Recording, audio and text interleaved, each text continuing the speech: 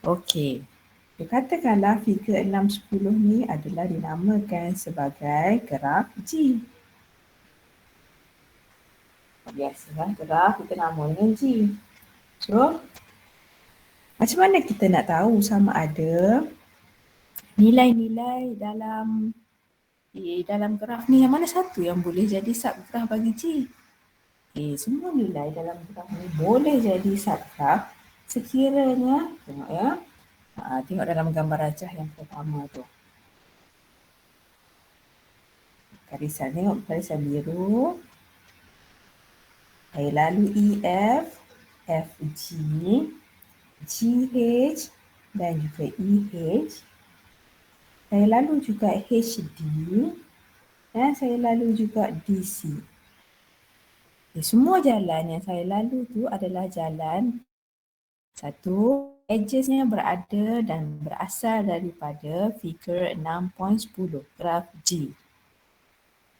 Dan yang kedua, semua vertices tu berada dalam graf G. Bila keadaan ini berlaku, kita boleh katakan gambar rajah yang saya lorek dengan warna biru ni adalah subgraf bagi G.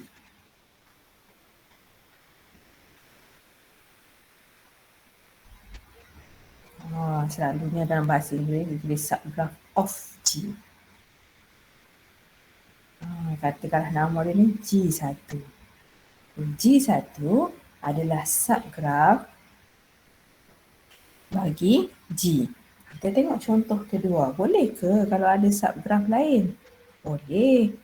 So, contoh yang kedua kat sini, katakanlah saya ambil, bentuknya sama E, F, F, G, GH, EH. Kemudian saya pilih jalan ni, FB. Saya pilih jalan kat sini pula, BC, GC pun saya nak lalu juga. DC pun saya nak lalu juga. HD pun saya nak lalu juga. Okey. Adakah bentuk yang saya lorek tadi adalah subgraf untuk G? Ya. Bentuk yang saya lorek ini masih G2, masih subgraf of G. Kenapa? Sebab semua bulatan yang saya lalu ni ada dalam graf yang original.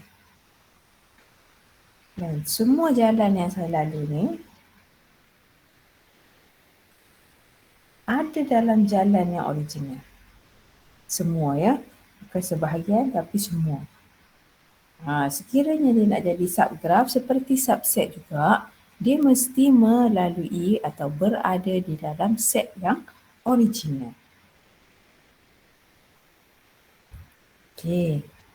So, kita dah lihat apa itu subgraf. Dan kita lihat sedikit. Kita ingat gambar tengok belum? Complete graph. Tapi apa kita ulang balik sikit. Complete graph dia.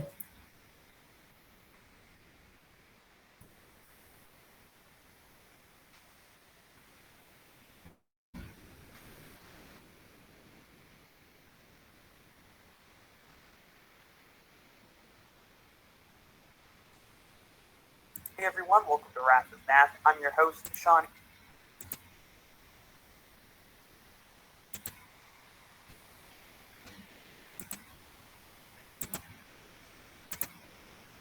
Ian, in today's video, we'll be answering the question to Wrath of Math. I'm your host, Sean Ian. In today's video, we'll be answering the question, what is a complete graph? So let's get right into it.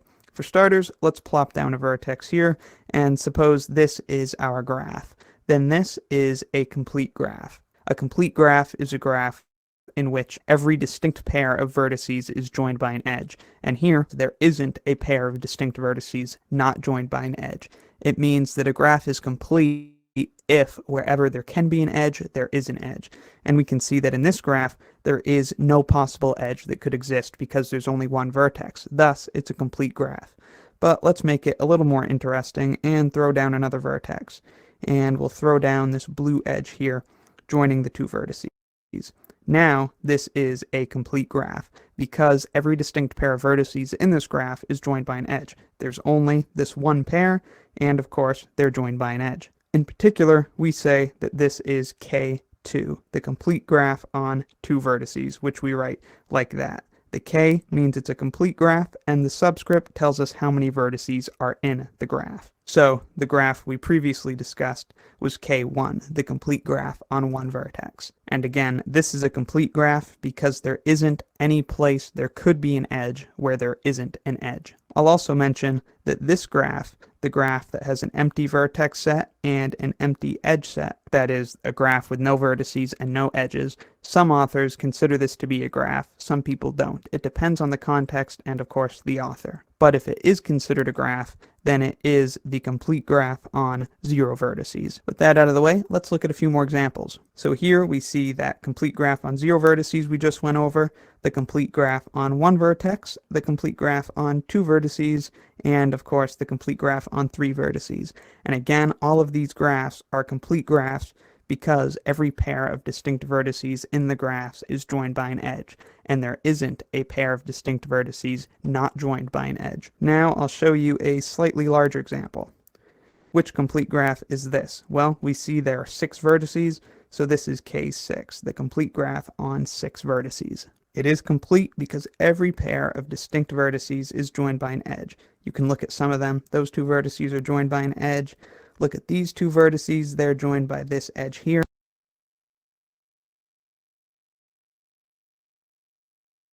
Every pair of distinct vertices is joined by an edge. Thus, it's the complete graph on 6 vertices.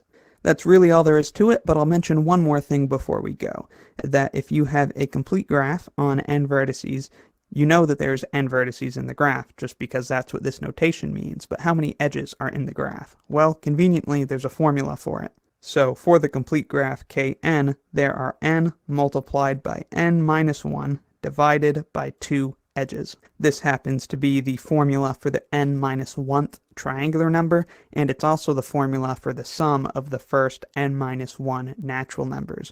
So this formula gets around quite a bit. Pretty cool formula. But again, this formula here. That's the number of edges in this graph. The number of edges in the complete graph on n vertices. And that's all there is to it. So I hope this video helped you understand what complete graphs are. Let me know in the comments if you have any questions, need anything clarified, or have any other video requests. Thank you very much for watching. I'll see you next time, and be sure to subscribe to the swankiest math videos on the internet. I can't wait for my world to turn over.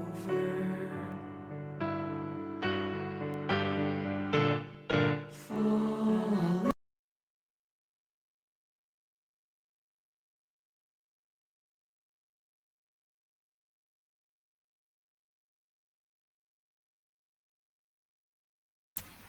Okey. So kita lihat pula apa yang ditakhrifkan sebagai complete graph atau graf yang lengkap. So, graf yang lengkap adalah graf yang menyambungkan semua vertex. Mana boleh ada sambungan tu telah disambungkan. Okey. Apa yang maksud mana ada sambungan tu telah disambungkan? Kita lihat contoh yang pertama. Di sini vertex adalah sifar.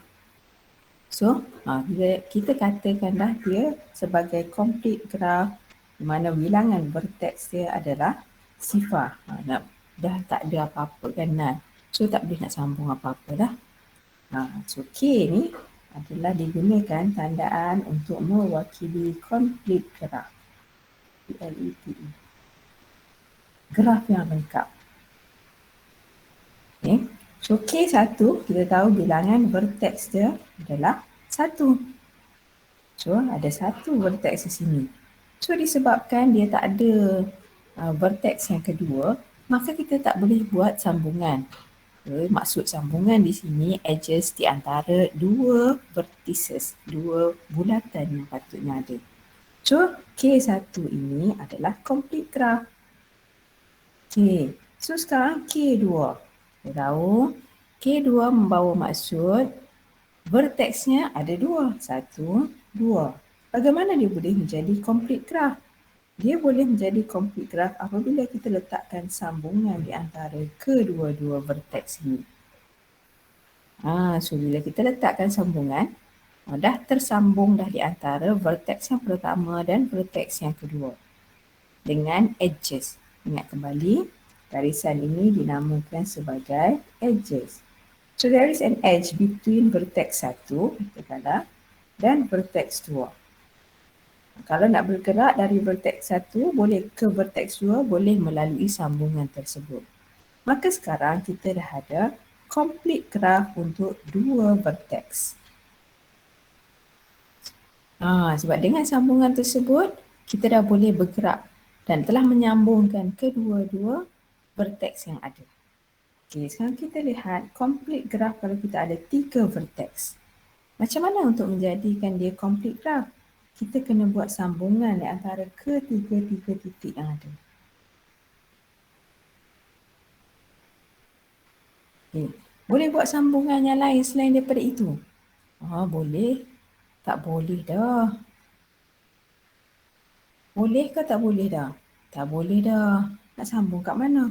Sambung kat sini dia pergi kat tengah ni. Sambung kat sini dia pergi kat tengah ni. Sekarang konsep kita perlu membuat sambungan di antara ketiga-tiga titik yang ada. So bila kita dah sambungkan, kalau kita nak berjalan daripada V1 ke V2 boleh, V1 ke V3 pun boleh, V2 ke V3 pun boleh, V3 kembali kepada V2 pun boleh. Sebab kita dah ada edge yang menyambungkan ketiga-tiga titik yang ada. So sekarang kita ada complete graph untuk 3 titik atau 3 vertices. So this is a complete graph for 3 vertices. So I'm going to show you one more. Kita ada complete graph untuk 4 vertices bagaimana? Okay. Dia bergantung kepada kedudukan. Okay. Susunan dia bagaimana. So sekarang kita ada dan kita nak bina complete graph untuk K4. So kita ada V1, V2, V3, V4. So untuk menyebabkan dia jadi complete graph perlu ada sambungan di antara V1 dengan V2, V2, V3, V3, V4 dan V1, V4. Selain daripada itu, perlu juga ada sambungan untuk bergerak dari V1 ke V3 dan V2 ke V4. Boleh buat sambungan lain. Kalau di sini tak boleh dah ke tengah situ. Kalau kat sini dia akan ke sini tak boleh dah. So dah complete dah. So that dengan kita melakarkan perjalanan ini kita boleh bergerak daripada V1 ke V3, V4 ke V2 melalui satu edge saja, V1, V2, V2, V3, V3, V4, V4, V1. So, disebabkan pergerakan boleh berlaku dengan menggunakan satu edge sahaja di antara kedua-dua titik, mana-mana titik yang ada, maka kita boleh katakan ini adalah complete graph untuk 4 edge. Okay? So, that is how kita lihat complete graph tu berlaku bagaimana. Okay. So, dari sini kita dah berjaya menghabiskan tajuk yang tambahan hari tu. Subgraph dah selesai, complete graph pun dah selesai. Sekarang kita akan lihat yang bawah ni. Kita dah tengok apa itu path, kita dah tengok juga apa itu circuit. Path dah, hari tu kita tengok dah petarik makhluk. Apa yang dimaksudkan dengan path. Dan kita dah tengok trail, kita dah tengok walk. Sekarang kita nak kembangkan sikit. Kita tahu dah circuit ni macam mana. Circuit ni adalah closed trail. So, kita lihat dua circuit yang special yang ada iaitu Euler dan Hamiltonian. So, video yang akan dilihat ni adalah video berkaitan dengan Euler path dan Euler circuit dulu. Okay. Kemudian saya akan terangkan macam mana nak cari hari ni kita tengok circuit. Okay. Sekejap dulu ya.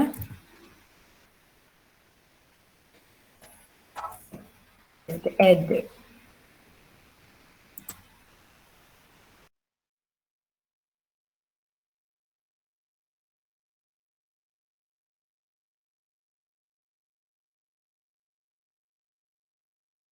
question, what is a graph of math? I'm your host, Sean Ian. In today's video, we'll be answering the question, what is a circuit? If you already know what trails are, then this lesson should go pretty smoothly. And if you don't, then I think you'll still be able to follow along. So here we've got our beautiful graph G, and as usual with lessons like this, we are going to be intrepid travelers making our way through G. So let's say we start at vertex 1, and then we go over here towards the middle to V6, then we go down to V5, then we come over here to V4, we go up to V3, then we revisit V6, then we go up to V2, and then we return to our starting position at V1. Then what we have just described is a circuit in the graph G, and it is also a trail. So what makes this a circuit? What makes it a trail?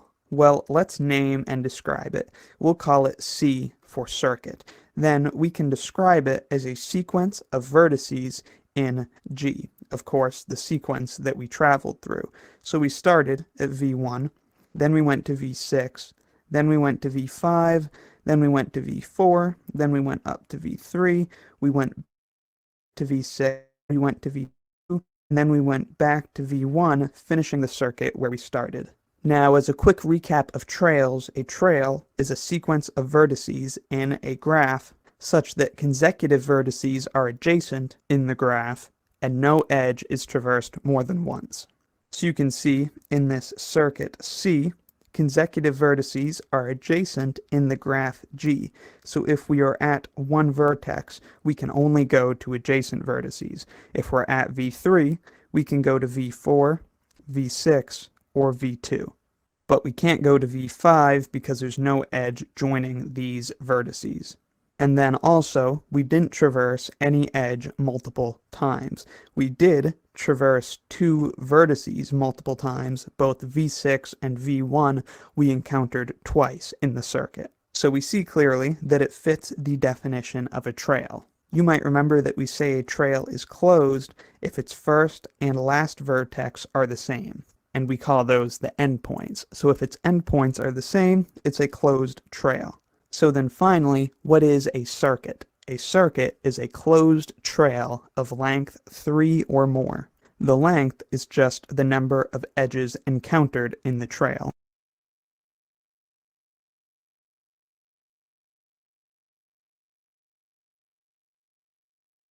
So we see in our circuit, we can count the edges up very easily, and we see that there are 7 edges. So it has a length of 7, so it's a trail. It has length 3 or greater, thus it's a circuit, as we've been saying. And that is why it's a circuit, because it is a closed trail of length 3 or more. It is a sequence of vertices in this graph such that consecutive vertices are adjacent in the first and the last vertex, V1, the first and last vertex are the same. And then lastly, no edge is encountered more than once. So when we were up here at V2, we went back to V1. We could not have gone back down to V6 and then over to V1 and still had a circuit, because then we would have traversed this edge, this one here, and this edge multiple times. So that's what a circuit is. It's a closed trail of length 3 or more. So I hope this video helped you understand what circuits are. Let me know in the comments if you have any questions, need anything clarified, or have any other video requests. Thank you very much for watching. I'll see you next time, and be sure to subscribe for the swankiest math videos on the internet.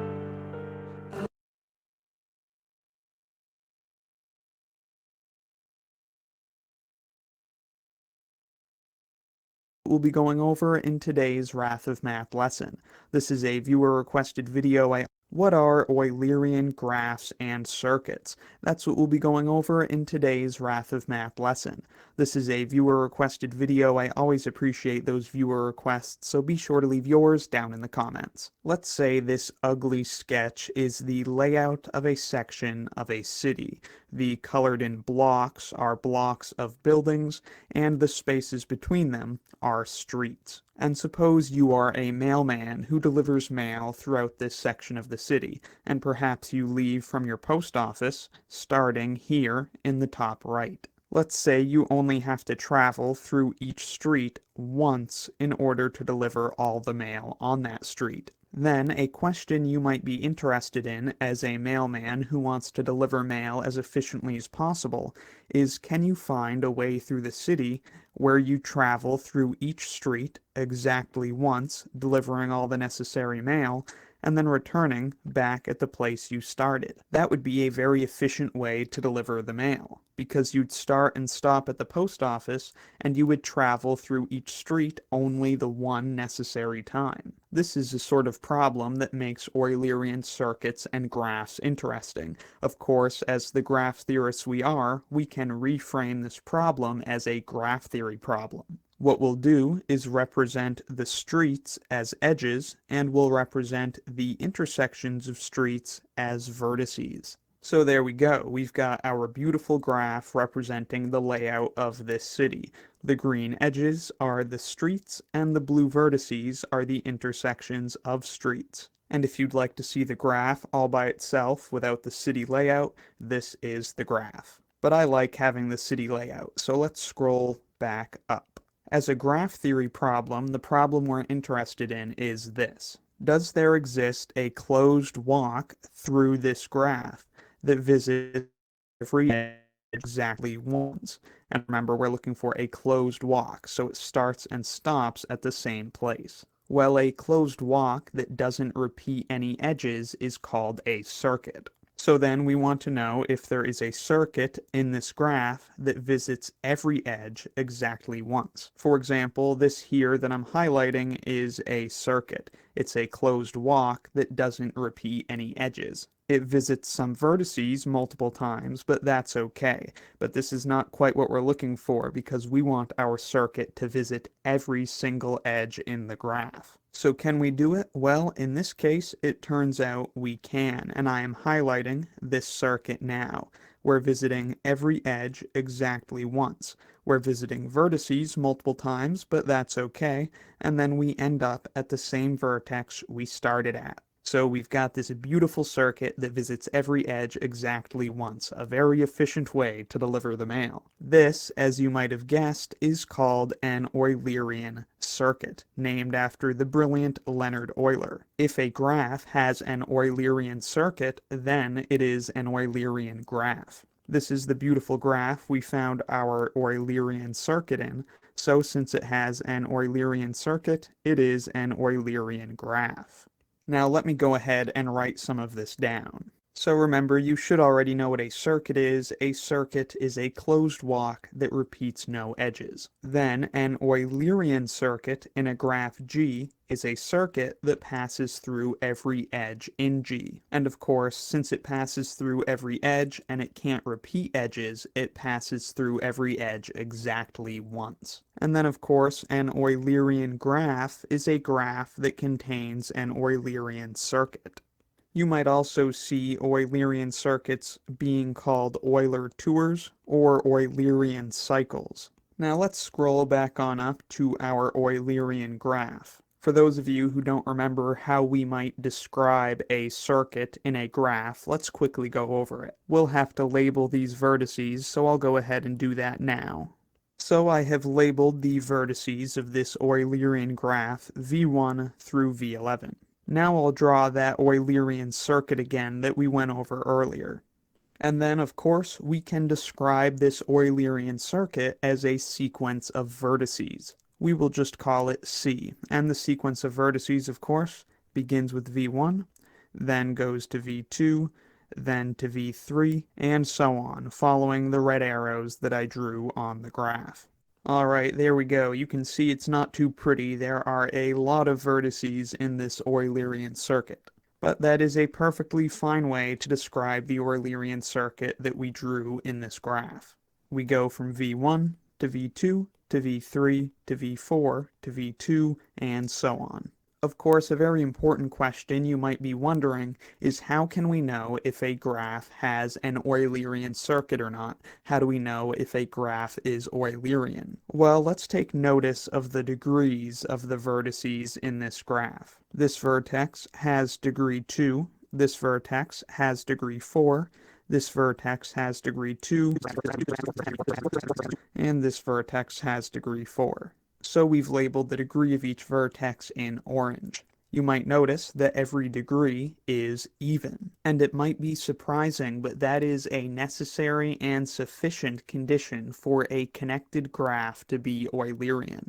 If the degree of every vertex in a connected graph is even, then that graph has an Eulerian circuit, and therefore is an Eulerian graph. Technically, a graph doesn't need to be connected to have an Eulerian circuit, but it will need to have exactly one non-trivial component. So usually when we talk about Eulerian graphs, we're considering connected graphs.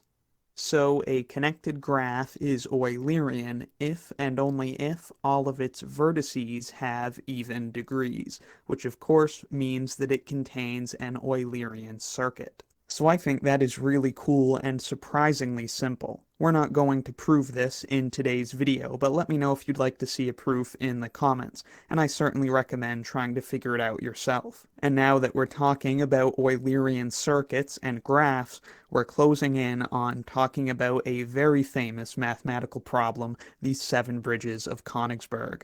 With that said, I hope this video helped you understand what Eulerian circuits and Eulerian graphs are. Let me know in the comments if you have any questions, need anything clarified, or have any other video requests. Thank you very much for watching, I'll see you next time, and be sure to subscribe for the swankiest math lessons on the internet.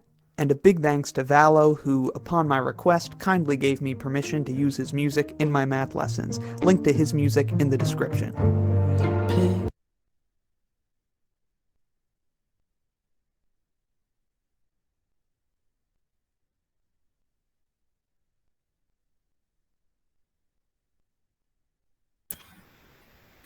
Okey, so kita dah lihat video berkaitan dengan sirkuit. Sirkuit tu sama je macam apa yang kita belajar terdahulu. Beza dia akan bermula dan berakhir pada vertex yang sama. Bila keadaan tersebut berlaku, kita jumpalah dengan sirkuit. So selain daripada tu, semua yang lain kita dah belajar terdahulu dalam path, walk dan trail. Lebih kurangnya sirkuit adalah closed path ataupun closed walk ataupun closed trail. Tapi di dalam video ini kita dah lihat terjemahan atau definisi yang lebih detail. So definisi yang lebih detail bagi sirkuit adalah a closed trail of length 3 or more. Maksudnya suatu trail yang tertutup dan kepanjangannya adalah 3 atau lebih.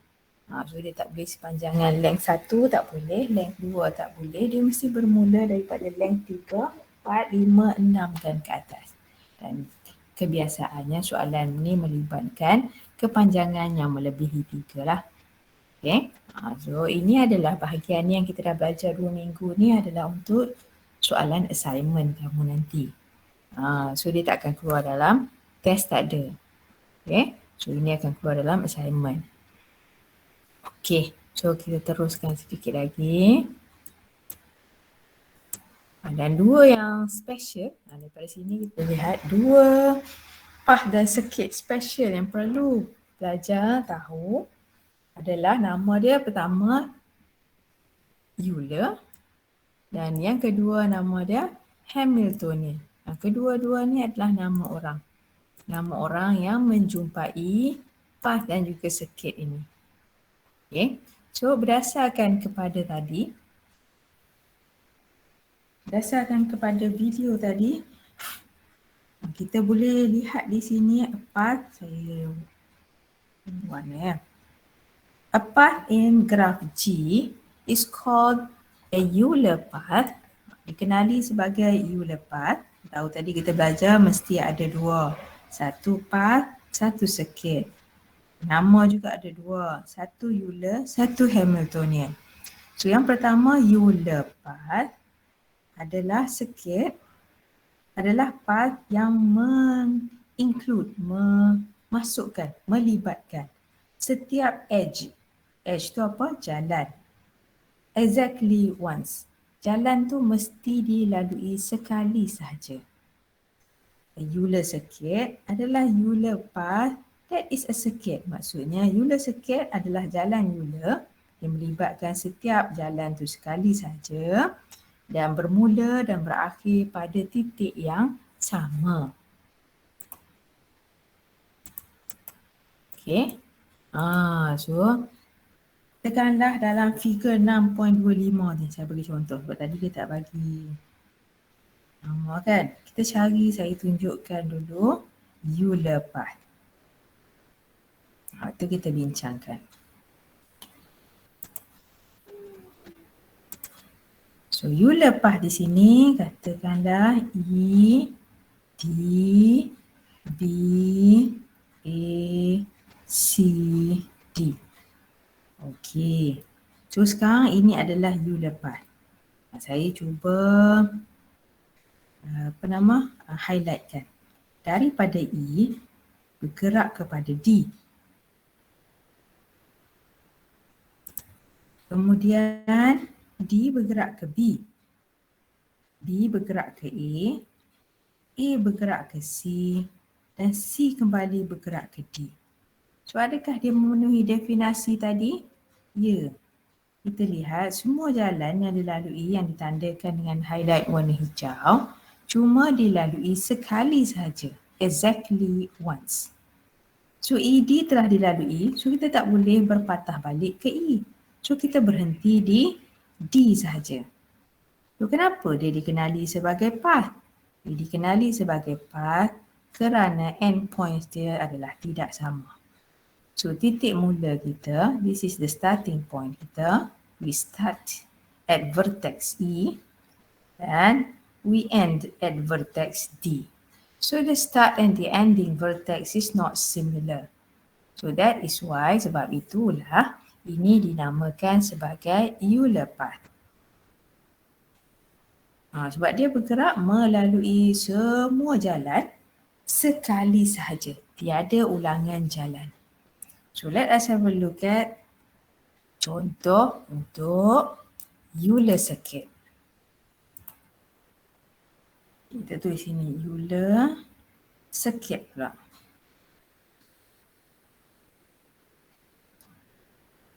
So dalam figure ni 5, 3, 2, 1, 3, 4, 5. Okey.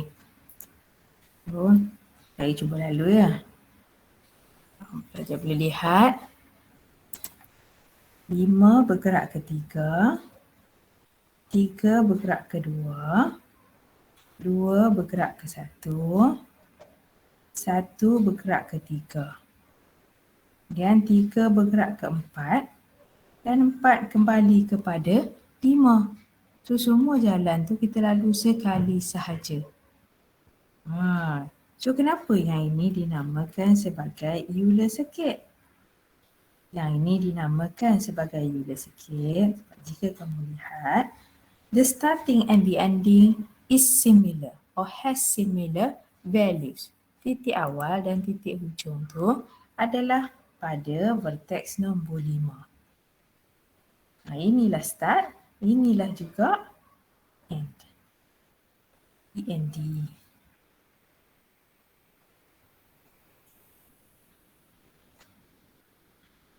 Okay. So sekarang kita kira pula lengthnya. Dia kata tadi trail yang length dia 1, 2, 3, 4, 5, 6. So dia melebihi daripada 3. So that is why this one is a circuit. Okay. So selain daripada itu, tadi dalam gambar rajah tadi, dalam video tadi, dia ada terangkan.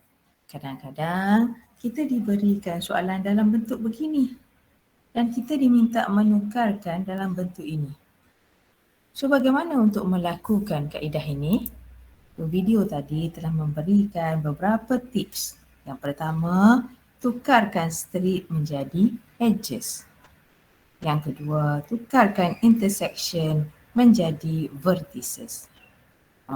So kita kena tahu bila nak tukar yang ini, apa yang nak tukar jadi bulat, apa yang nak tukar jadi jalan. Sekiranya kita tak tahu, maka kita akan confused dan tak boleh jawab soalan ni. Okay, kita lihat di sini room A persilangan, room B persilangan, room C persilangan. Lain tu kita ada bahagian luar ni D, outside. So kita ada lihat, kita boleh lihat kita ada beberapa kawasan sini. Sini kawasan, ni kawasan dan ini iaitu kawasan di luar ni. Okay. So ini semua adalah kawasan yang terlibat dalam soalan ini. So semua kawasan ni kita tukarkan jadi vertices dia kata. So kawasan A, kawasan B, kawasan D, C dan kawasan luar. Okay. And then the second one kata straight akan tukar jadi edges. Okay. So kita cuba buat macam mana nak tukar straight. Macam nak tukar straight jadi edges. Okay. So ada sambungan di antara room A dan room B. So kita letak edge di antara A dan B. Ada sambungan di antara B dan C. So kita letak sambungan di edge di antara B dan C. Ada sambungan di antara A dan C. So kita letak edge di antara A dan C. Kemudian ada sambungan di antara A dan luar. So ada dua sambungan di antara A dan luar. So kita letak dua sambungan di antara A dan outside. Ada dua sambungan di antara B dan luar. So kita letak dua sambungan di antara B dan luar. Begitu juga ada dua sambungan di antara C. Ada dua ke? Tiga sambungan di antara C dan luar. So, kita letakkan tiga sambungan di antara C dan luar. So, sebab tu, dia kata straight atau sambungan tersebut akan menjadi edges. Dan the intersection akan menjadi vertices. Okay, so ini kaedah mudah lah. Bila dah dapat dalam bentuk begini, maka bolehlah pelajar cari sama ada Euler atau Hamiltonian circuit wujud. So kaedah mudah tadi dah diberikan di dalam video tadi. Dia dah bagi dah kaedah mudah untuk mendapatkan Euler tadi. So macam mana kaedah mudah dia? Mengira degree. So mana datang degree tersebut? So, kaedah pengiraan degree tu datang daripada teorem ni. So, teorem ni memang dah ada dalam buku. So, sekarang kita ulang balik. Dia kata tadi dalam video, if a graph G, teorem 1 ya, has a vertex of odd degree. Odd degree, no Euler circuit. Kat atas ni Euler circuit. Okay. Kalau untuk yang kedua, every vertex has even degree, there is a Euler circuit in G. Kita bolehlah mudahkan dia. Nombor satu saya kena bagi tahu dulu apa maksud odd.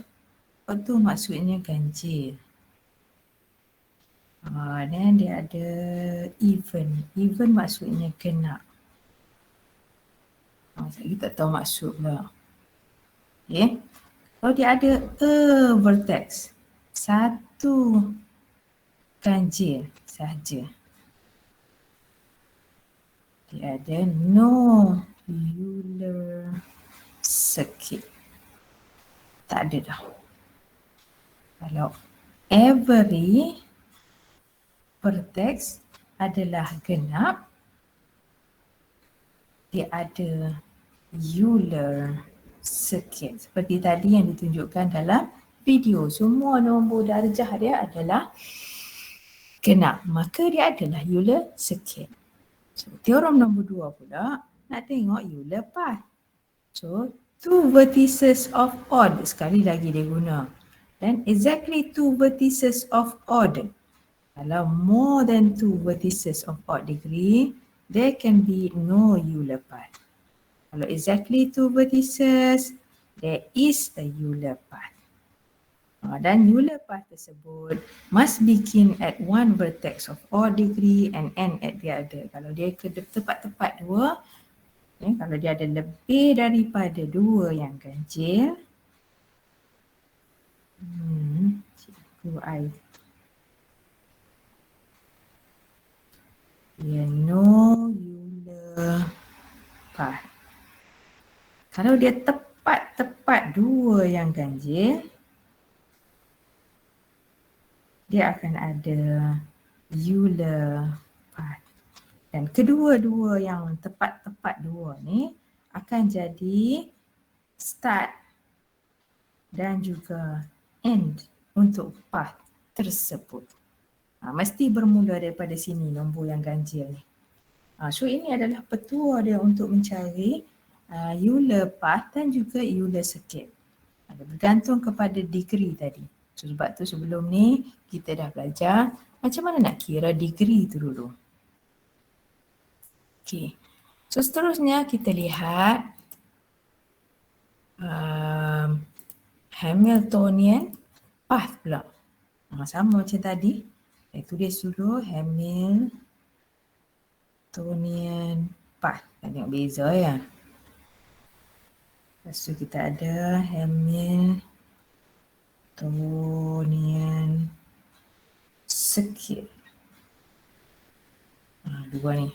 So Hamiltonian path merujuk kepada figure 6.53 dan Hamiltonian circuit merujuk kepada figure 6.54. Okay. So A, B, C, D, E, circuit pula. Besar A, D, C, B, E. Okay. Nombor satu kita baca dulu ke atas. So a Hamiltonian path is a path that contain each vertex. Tadi each edge. Sekarang vertex exactly what? Itu je beza antara kedua-duanya. Satu, kalau Euler, edge tu mesti dilalui sekali saja.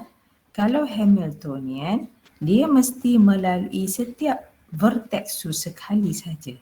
So Hamiltonian circuit is a circuit that contains every vertex exactly once except for the first vertex which is also the last. Kecuali sekiranya yang kita cari tu adalah circuit untuk Hamiltonian, maka kita bolehlah lalu jalan yang sama, titik yang sama tu dua kali di bahagian hujung. Ini saya copy pada buku yang itu tak payah. Okey, so tak apa, kita tengoklah contohnya. So here, contoh yang ada ni, saya akan lalu jalan untuk Hamiltonian path dulu. Kita tengok ya apa beza dia. So kita bermula daripada A, kita pergi kepada B. Okay. So kita pergi pula kepada vertex C. Daripada vertex C kita bergerak ke vertex D. Dan daripada vertex D kita bergerak kepada vertex E. Okay, so dia kata each vertex exactly once dah dipenuhi. Sebab kita lalu setiap jalan tu, setiap vertex tu sekali sahaja. So kenapa dia adalah path? Sekali lagi, titik awal dan titik akhir adalah nilai yang berbeza. So kita mula pula yang kedua pula nak tengok. Yang ini adalah untuk circuit. Ya. Kita berada pada titik A. So kita bergerak ke titik D. Kemudian kita bergerak ke titik C. Tinggal titik B je yang belum dilalui. So kita bergerak ke titik B. Dan kita boleh kembali ke titik A. Kenapa? Sebab A dan B disambungkan dengan dua jalan di situ. Maka kita boleh melalui jalan yang kedua tu. So dia kata kita boleh melalui setiap titik sekali sahaja. Kan? Di sini kita dapat lihat the beginning and the ending is at a similar value. Yang ini. So if we start and begin at the same vertex, this is called a circuit. So that is the basic difference between a circuit and juga a path. So kita pun tahu juga yang ini. Hamiltonian tadi, ada tak garis panduan? Ada, cuma garis panduan dia agak sukar untuk didapati. So dalam buku dia bagi dua teorem.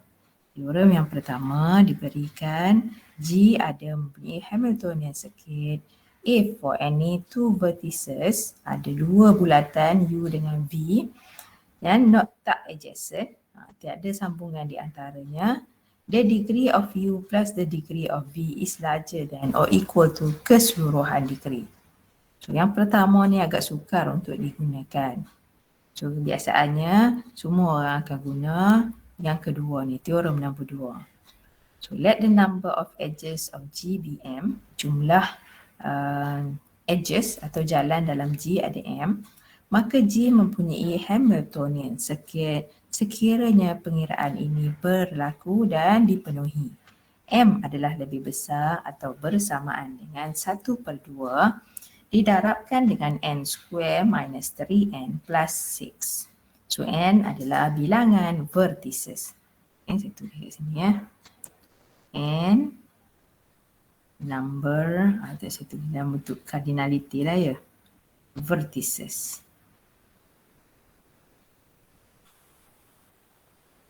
Okay, M edges.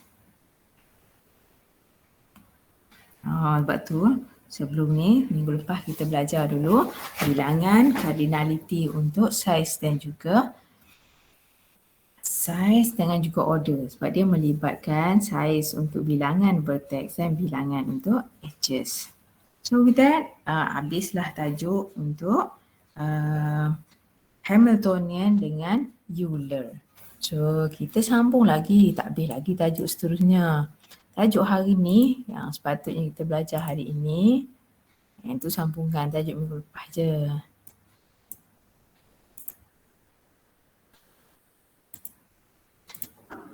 Adalah yang ini. So, tajuk hari ini adalah tree. So graf tu boleh dikembangkan lagi. Bila kita kembangkan lagi graf tu, dia akan jadi tree. Tree adalah graf yang special. So biasanya dalam pengiraan kita tak akan gunakan graf. Sebab graf biasa digunakan untuk menunjukkan dan mencari jalan. Tapi tree biasanya digunakan dalam pembuatan keputusan. Untuk komputer, komputer suka guna tree. Graf ni lebih kepada mencari jalan, menunjukkan berapa luas kawasan atau network yang ada. So tree bahasa Melayu adalah pokok. So adakah hari ni kita nak belajar berkaitan dengan pokok? Pokok lah juga. Tapi pokok yang kita belajar ni bukanlah pokok yang ada kat tepi jalan tu. Dia adalah pokok yang a bit special. Pokok yang digunakan oleh komputer. Okay. So jom kita lihat apa beza di antara pokok yang digunakan oleh komputer dan pokok yang ada di tepi rumah kita ni. Jom kita lihat apa bezanya antara kedua-duanya.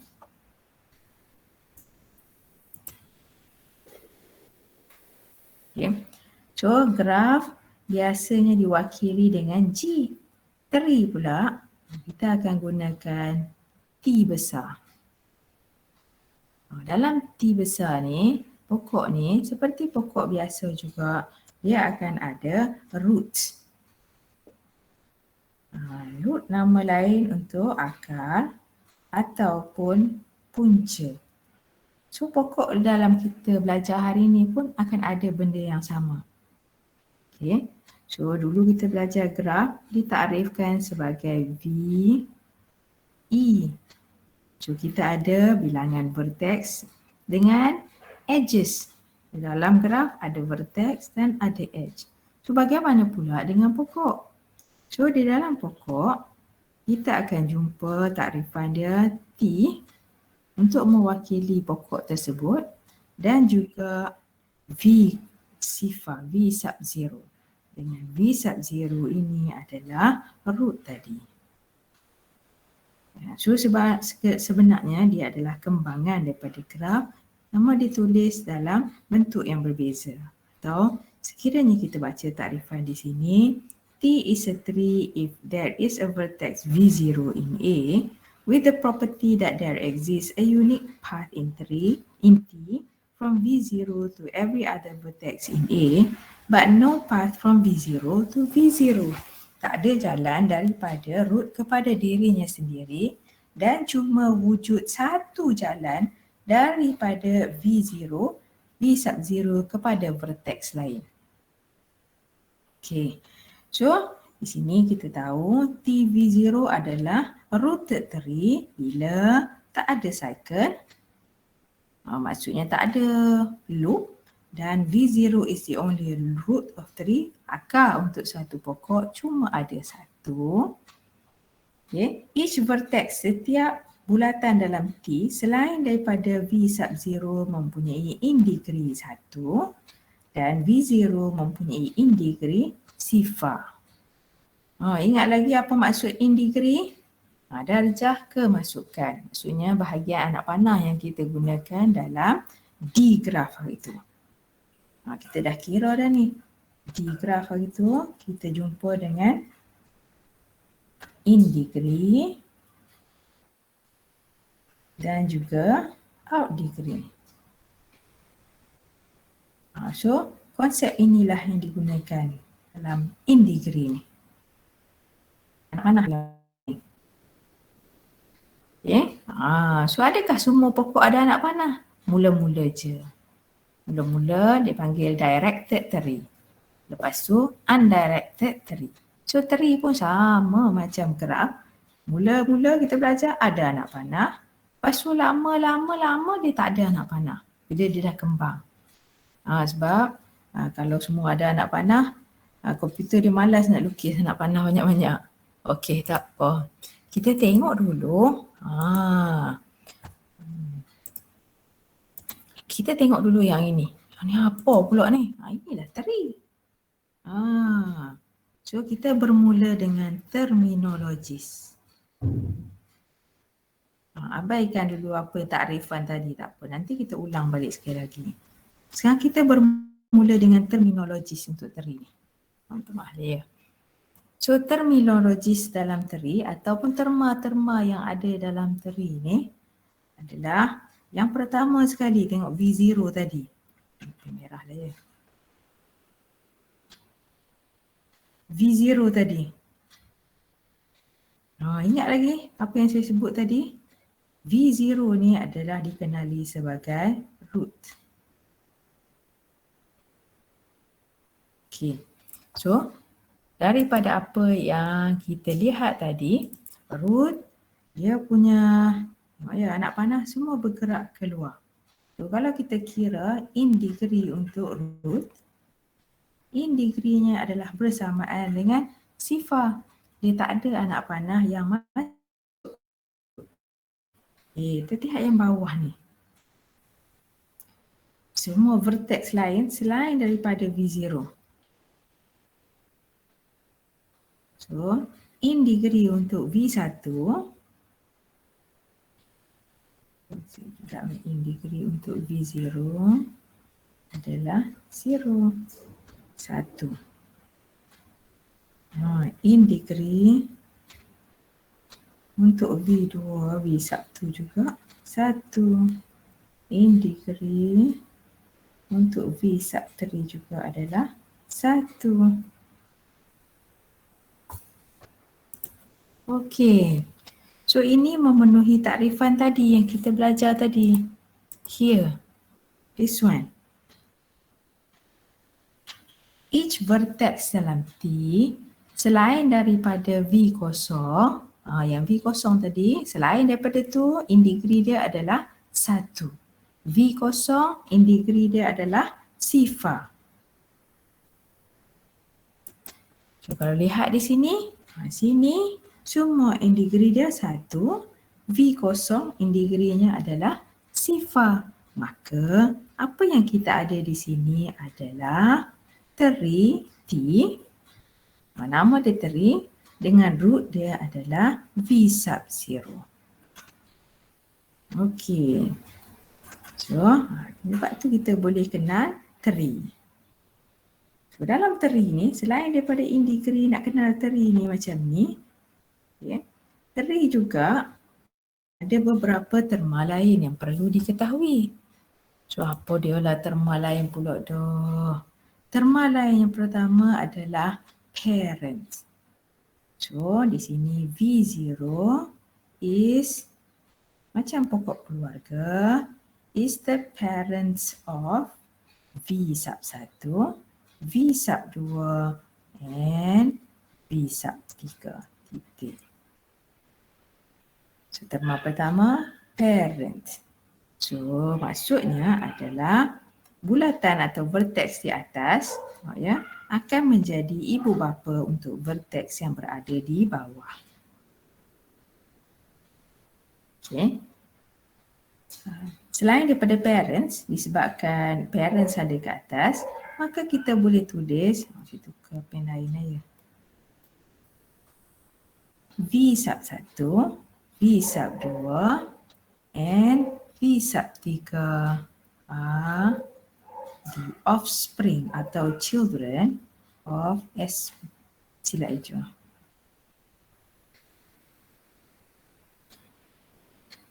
Of V sub 0. Anak-anak. So, kalau ini ibu bapa, ini anak-anak dia. So, ini ibu bapa untuk V sub 1, 2, 3, sub 1 dan 3 anak-anak untuk V0. So, kadang-kadang ada setengah buku, dia tak tulis offspring, dia tulis children. Sama saja.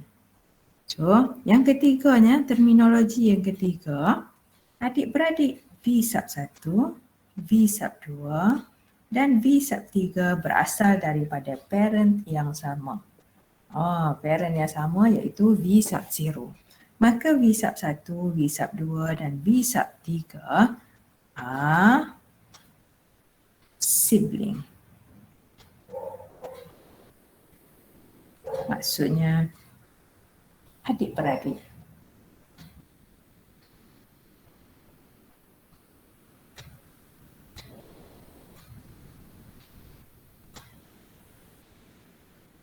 Okey.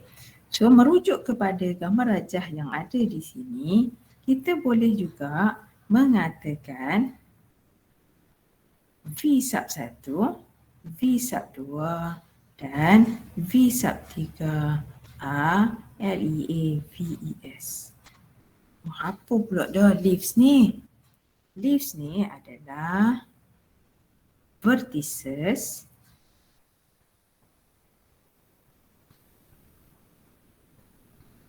that have no offspring. Maksudnya bulatan tanpa sebarang anak. So, kalau kita lihat sini V sub 1 berhenti di sini, V sub 2 berhenti di sini, V sub 3 berhenti di sini.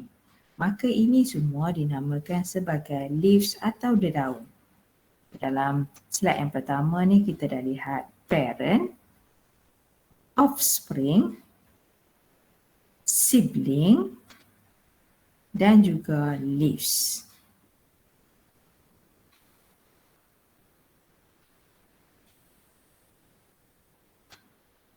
Okey. So, itu adalah beberapa terminologi yang pertama lah. Tapi ada lagi ke terminologi lain? Ada, dia takkan satu level je. Dia ada. Okey, kita merujuk kepada yang ini pula. Nampak ya? So yang ini kita akan lihat, kita nak lihat pula levelnya. Level tu apa? Aras. Macam mana tahu aras pula? Aras ni adalah kat sini ya, level 0. Sebaris saja kat situ.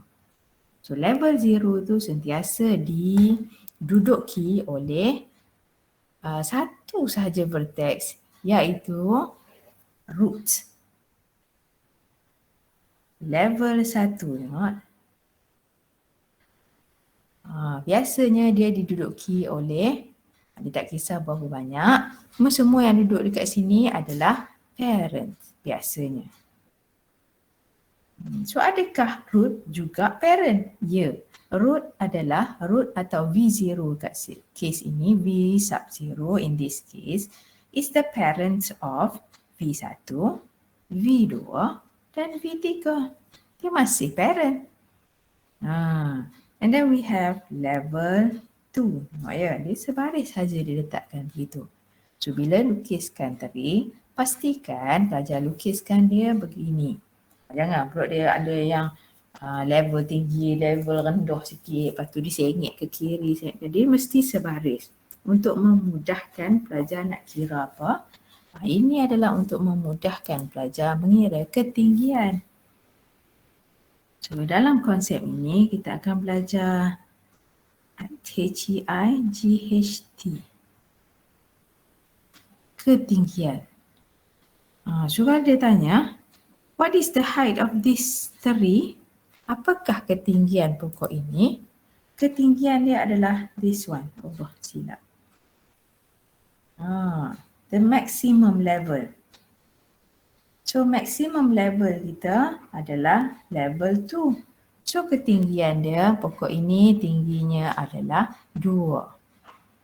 Ingat, kita mesti sentiasa bermula daripada level 0. Jangan bermula daripada level 1. Kalau 1, 2, 3 salah. Sebab dalam gambar rajah dan kuisor dia tak bagi level berapa ni, kamu yang kena letakkan sendiri. Okay. So konsep yang kita nak belajar dekat sini. Konsep yang kita nak belajar dekat dalam apa nama dia? Dalam slide ini adalah descendants dan juga ancestor.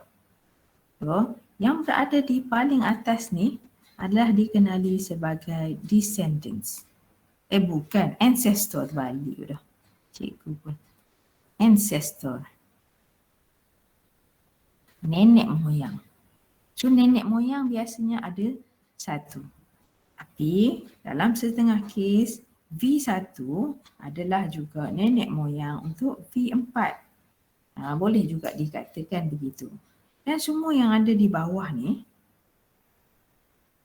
these are all the descendants. D-E-S-C-E-N-D-E-N-T-S. Descendants untuk siapa? Descendants untuk V sub 0. So kalau senaraikan descendants untuk V sub 0, it will be V1, V2, V3, V sub 4, V sub 5, V sub 6, V sub 7, V sub 8, and V sub 9 are all descendants of V sub 0. Kalau dia kata who are the ancestor of V sub 1, V sub 2, V sub 3, V sub 4, V sub 5, V sub 6, V sub 7, V sub 8, and V sub 9. So the ancestor is V sub 0, which is also the root. So ancestor, nenek moyang, descendants adalah keturunan.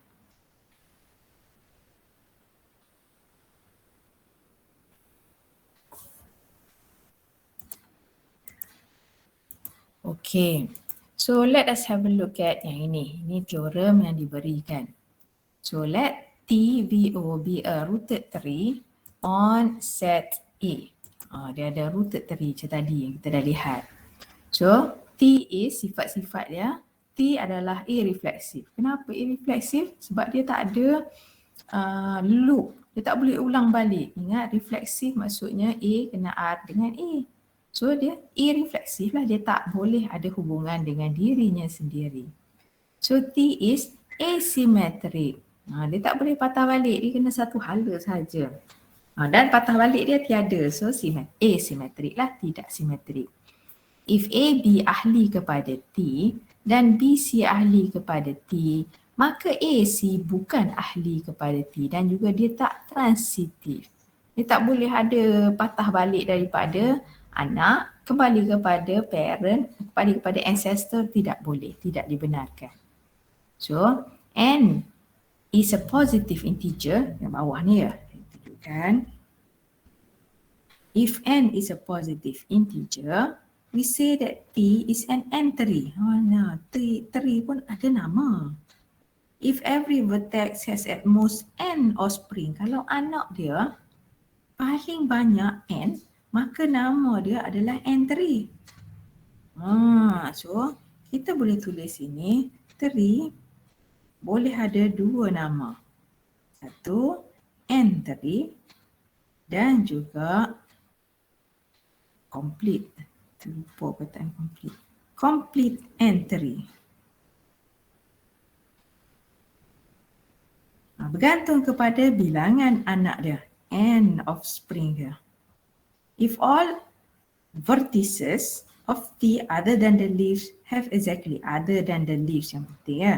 Di tengah-tengah selain daripada yang tiada anak, have exactly N offspring, we say that T is a complete N3. In particular yang selalu kita guna adalah 2 tree. Dari sini. 2 tree is often called a binary tree. So 2 dalam bahasa indeks matematik dikenali sebagai binary. So kalau N tu 2, nama dia binary tree. So dalam kes pelajar, selalunya kita akan jumpa dengan binary tree. Binary tree adalah pokok dengan bahagian tengah dia ni mempunyai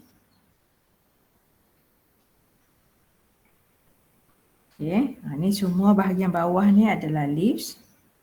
So pokok di bahagian tengah ni mempunyai 2 anak.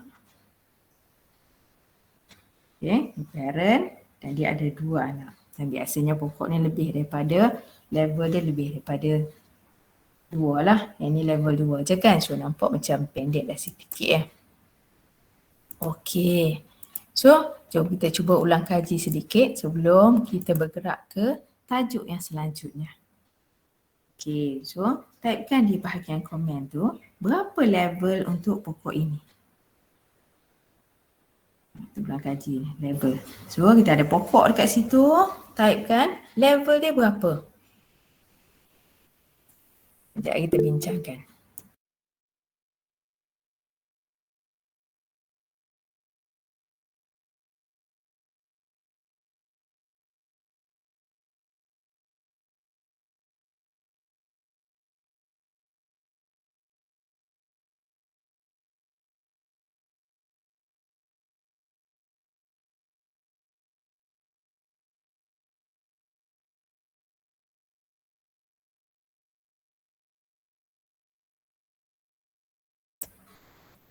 Banyak bagi jawapan kat situ. Level 3. Mari kita tengok. Betul ke tak betul ke level 3 tu sambil tu. Sekejap Saya letakkan link untuk attendance. Siapa yang baru masuk boleh tanda attendance dulu. Okay. So kita ada level, kita tengok situ. Yang pertama level. So kaedahnya adalah mula kita tandakan level 0. Tengok dia dah tukar ya, V4 bukan V0 lagi. Level 1. Level 2. Level 3. So the level is 3. Betul. So height ketinggian adalah maximum level which is 3. So, level 0, level 1, level 2 and level 3. So level 3 juga adalah ketinggian kita which is 3. Okay. So kita nak cari parent pula. Kalau dia tanya soalan dia. Keluar soalan dia. Find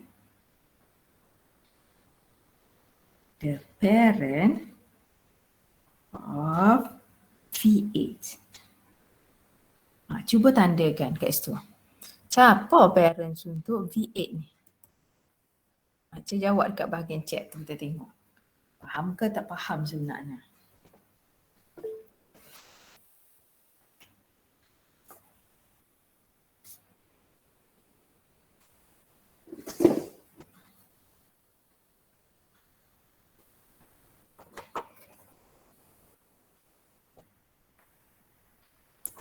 Pandai. V5 lah, memang jawab V5.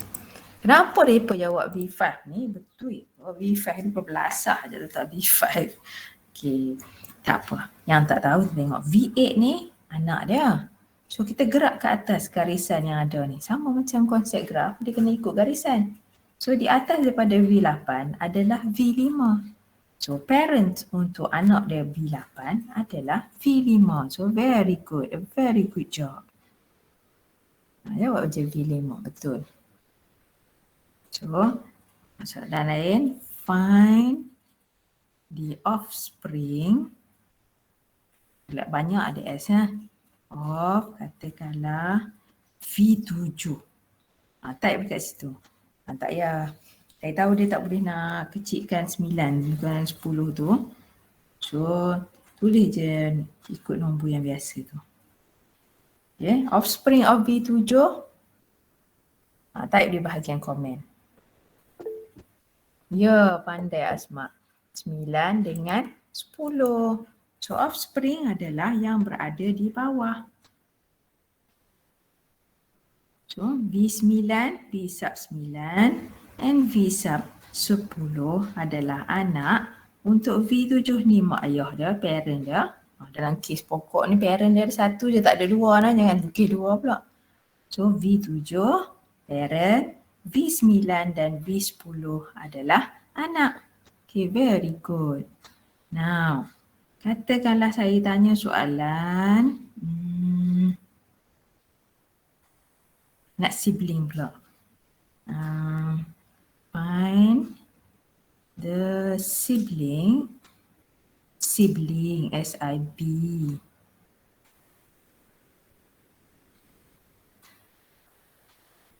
Of V6.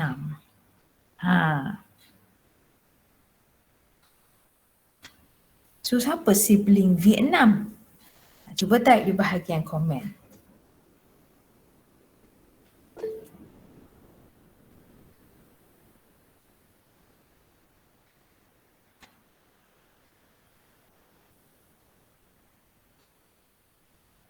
Pandai V2 dan V5. Nak tahu sibling tu macam mana?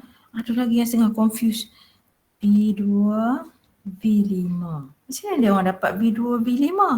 Tengok ayah dan mak dia, parent dia ni. Parent V4 ni ada 3 anak. V6, V2, V5. So 3 orang ni adalah adik-beradik. Dia mesti berasal daripada parent yang sama. So, soalan yang terakhir biasanya list all the leaves. L-E-A-V-E-S. Cuba kalau cari list all the leaves available. Cuba senaraikan di bahagian komen tu. Yang mana satu adalah leaves yang available, yang wujud.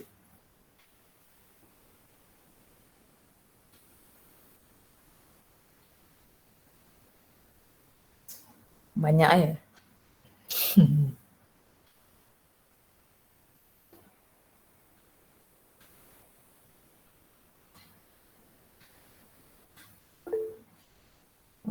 Lajunya Akil. Kita semak tengok jawapan yang Akil bagi ni. Dia laju type bagi ni. So Akil bagi V8, 9, 10, 1, 3. Betul ke? Mari kita sama-sama semak. Leaves maksudnya adalah bulatan atau vertex atau node tanpa sebarang anak. So kita cari 9. Tak ada anak bawah dia. Betul jawapan Akil, 9 ada. 10. Betul jawapan Akil, 10 ada. 1 pun tak ada anak. Betul jawapan Akil. 3. Betul jawapan Akil. 8. Betul jawapan Akil. Yang lain semuanya ada anak. Sudah pandai dah tu dengan konsep leaves. Okey. So kita sambung lagi, kita tengok soalan berkaitan dengan ancestor, dengan descendants pula. So, cuba senaraikan list list the descendants dulu of descendants keturunan bagi V7. Siapa dia keturunan V7 ni?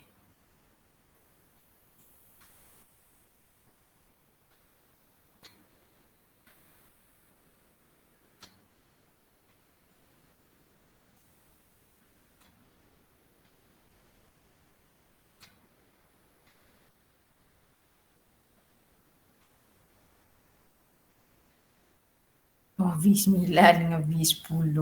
Okey, betul. So, kalau V7 sama macam tadi lah. Ini di ancestor. Tanda je kat sini. N. Silap pen. Ancestor.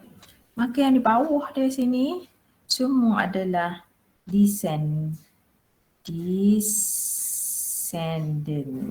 Oh, hilap hijau lah tu. Okay. So konsep dia samalah. So kita tengok pula yang ini, yang teri-teri tadi ni.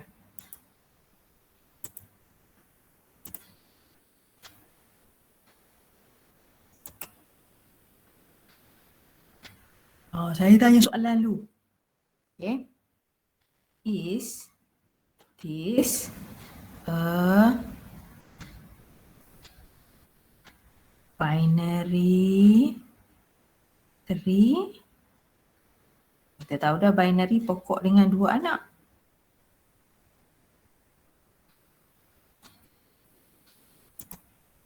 So soalan dia, is this a binary tree? Kalau yes, jawab dekat komen tu yes. Kalau no, jawab dekat komen tu no. Kita bincangkan. Faham ke tak sebenarnya konsep ini? Dan kita jelaskan untuk siapa yang belum faham.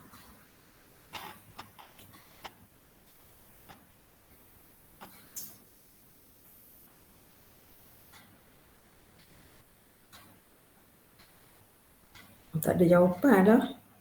Semua orang tak tahu nak jawab apa.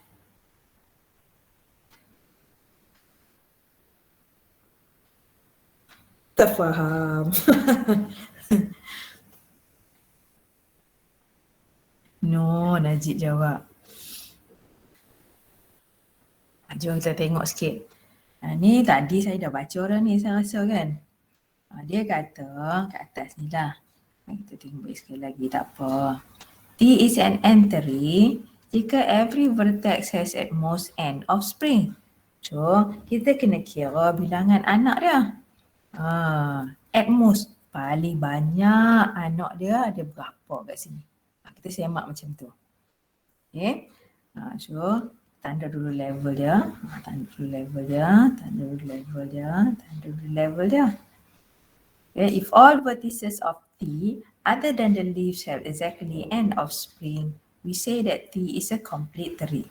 So, nombor satu, other than the leaf. So, kita buang dulu leaf ni. Leaf dalam case ni kita tak guna. Tak guna. Okay. Lepas tu kita kira bilangan anak yang ada dalam tree yang bukan adalah leaves. Okay. So V4, anak dia ada V4 ada 3 offspring. FPRI. Cikgu apa hijau. Offspring. SPRINGS. 3 anak. V6 ada 1 offspring. V2 tak ada. V5 tak ada sebab jadi leaves.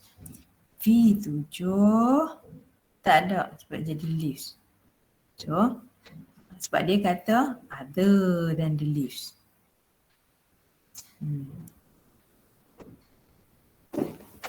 So, kita lihat di sini at most n offspring maksudnya 3 offspring. So, is this a binary tree? No. Sebabnya dia adalah yang paling banyak 3. So this is a tree. Diguna yang ini macam ni. Sebab ada tempat, ada parent yang mempunyai paling banyak 3 anak.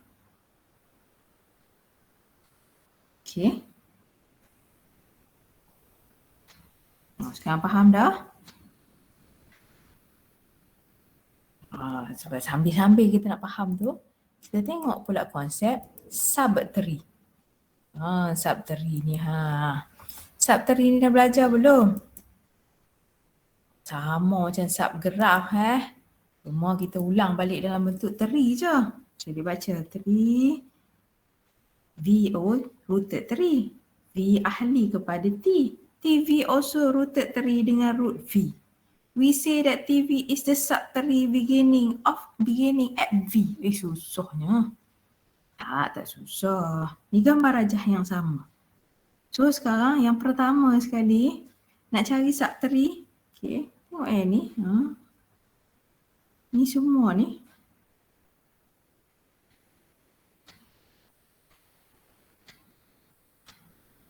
Kita ambil semua tu.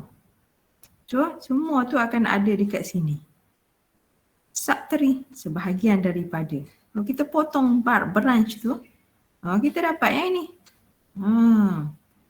So, nama dia macam mana? Dia adalah subtree of T. Sebab dia sebahagian. Satu branch ni kita potong. So, nak nama dia? Kalau yang ini, satu pokok besar ni nama dia T V4. Kenapa? Sebab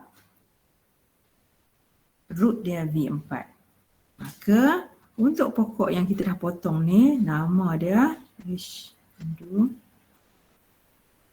T V6 dalam kurungan.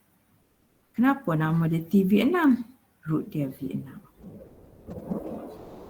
So TV6 adalah subtree untuk TV4. Sama kes juga. Katakanlah kita ambil plot N ni, kita pangkas plot N ni kat sini. So kita dapat dekat sini ni.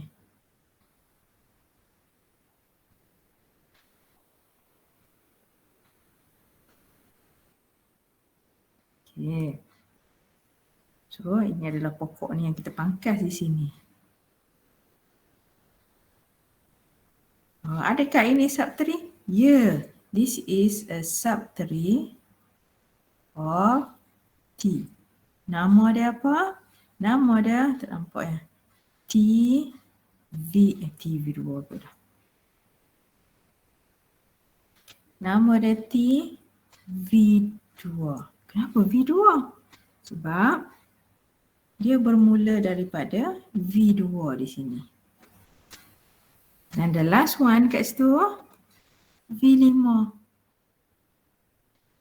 Okay, adakah ini subtree? Yes, obviously. So nama dia apa? Cuba type kat bahagian komen tu.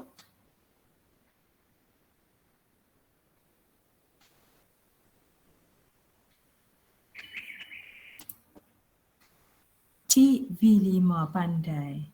TV5 sebab dekat dalam ni boleh dilihat ni dia bermula daripada P5. Okay, so konsep dia macam tu. Jangan lupa letak kurungan ya. Kita pergi dekat bahagian lebih mencabar sikit sebelum kita bersurai hari ni. Saya tinggalkan kamu dengan bahagian yang agak mencabar. So apa yang mencabar? Ni kita nak belajar melukis ni. So biasanya dalam soalan dia bagi draw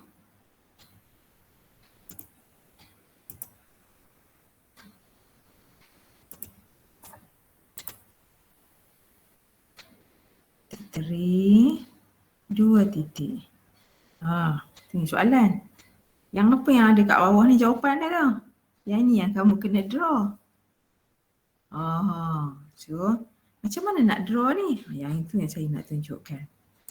Nombor 1 sekali.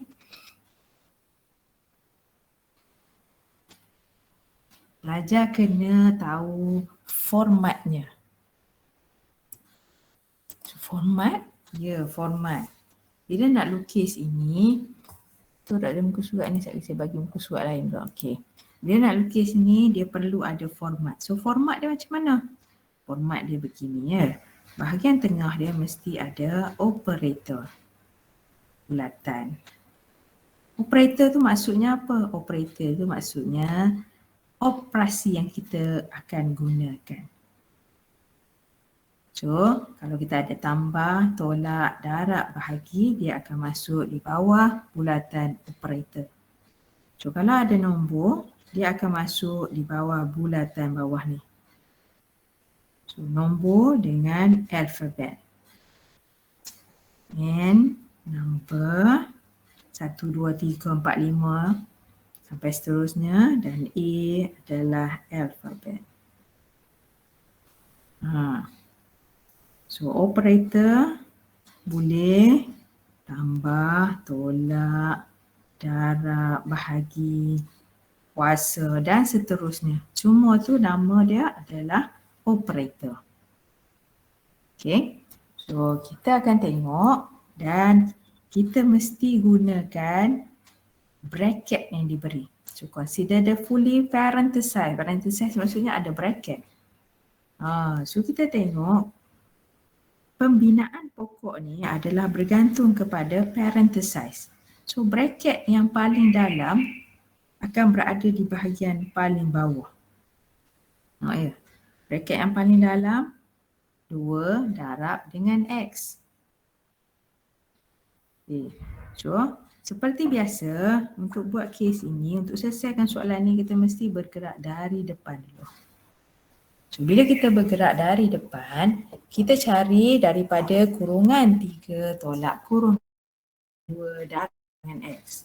So, kurungan yang dalam, di dalam kurungan yang pertama tu adalah kurungan yang itulah yang 2 darab X tu. So, kita selesaikan yang itu dahulu. Sebab biasanya kurungan ni akan merujuk kepada subtree. So, subtree yang kita ada, tengok ya, bagi dalam kisah. Darab operator. So, kita letak darab. 2 berada di hadapan, dia akan berada di sebelah kiri. Dia ikut turutan dia. 2 darab X. So, turutan tu sangat penting. 2 darab X. Dan semua ni adalah kurungan yang ini. Bila kita dah selesaikan yang warna kuning tu, kita pergi pula pada yang berwarna hijau ni pula. Yang warna hijau ni adalah 3 tolak kurungan. So, kurungan tu adalah bahagian yang berwarna kuning. So, operatornya adalah tolak. So, separuh dia yang di depan dia nombornya adalah 3. So, 3 tolak kurungan. Tengok ya, dia bina daripada bawah ke atas. So, diperlukan ruang yang besar. Okey. So, selesai di sebelah situ. Kita tengok pula kurungan yang kedua. Di sini. Kita akan gerak di sini pula.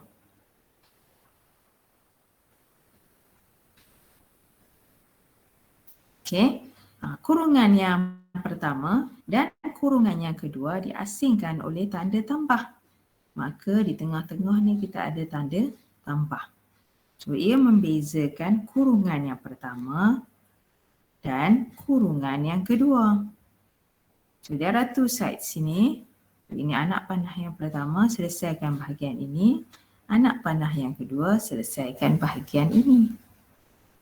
So, untuk bahagian yang kedua sama juga, kita bergerak daripada bawah. Okay. So, daripada bawah, kita akan jumpa dengan dalam kurungan yang pertama tu, kita akan jumpa dengan yang berwarna kuning. Yang berwarna kuning, iaitu X tolak 2.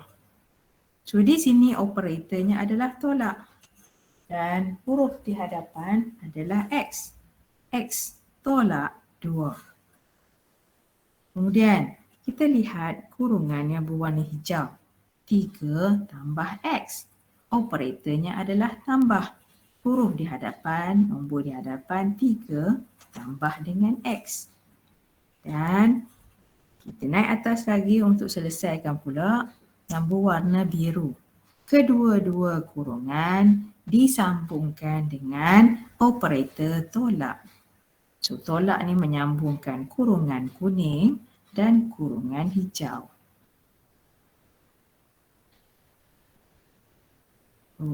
Kemudian kita akan sambungkan kedua-dua pokok yang kita ada ni. Pokok yang sebelah dah kita siap daripada kurungan di sebelah sini.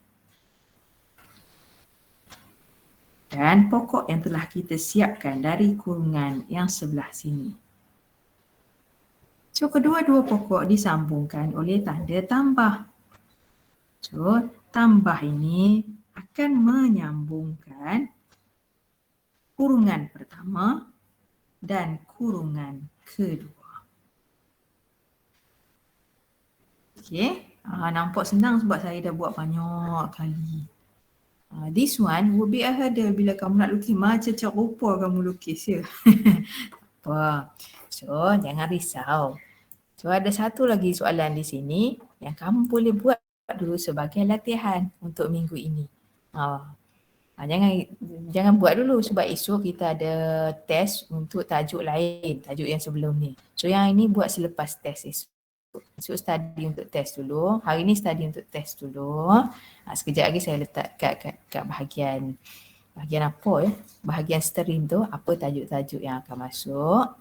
Soalan dia adalah dalam bentuk MCQ dan saya akan letakkan juga software yang perlu kamu download yang nak guna esok dalam mobile phone je. Nanti kamu scan dan hantar kembali jawapan kat situ. Okay, esok kita akan mulakan sebab saya nak guna software tu untuk so kita belajar gunalah daripada sekarang.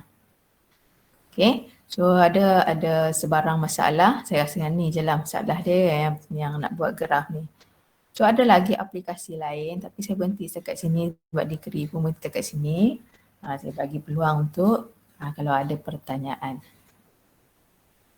Esok kita bermula pada jam 9 untuk semua. Ya, siapa yang nak datang jawab yang hibrid tu, datang ke bilik tutorial berapa ya? Tutorial apa? 3323. Jam 9. So siapa, sebab selalu dia datang pun 4 orang, 5 orang. So kelas tu muat ramai orang, so bolehlah. Siapa yang nak buat test secara bersemuka, bawa handphone. Pastikan bawa kertas kena kira ya. Walaupun jawapan tu ABC tapi kena kira juga. So pukul 9 kita akan mulakan sampai pukul 10. Yang online pun saya akan bagi link pukul 9 sampai pukul 10 lah.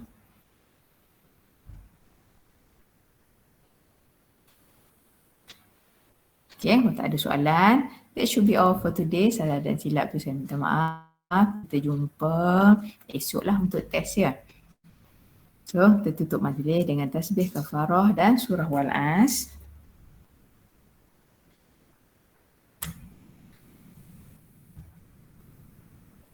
Assalamualaikum.